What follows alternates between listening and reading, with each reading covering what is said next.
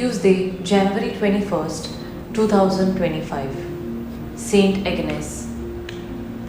The Sabbath was made for men, not men for the Sabbath. The Pharisees had become so legalistic that they were strictly by the letter of the law. Its spirit was dead. Jesus decided to correct their narrow minded thinking. Christ wanted us to know that it was not God's will for us to be bound by a mindless rule. We were not made for the Sabbath. The Sabbath was made for us. So, yes, God came first.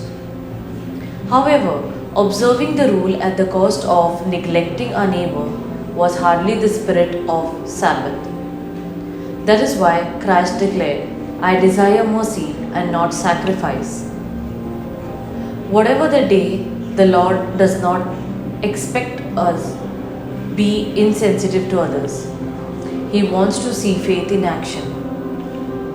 The first reading is relevant because it tells us to not be sluggish but imitators of those who through faith and patience inherit the promises.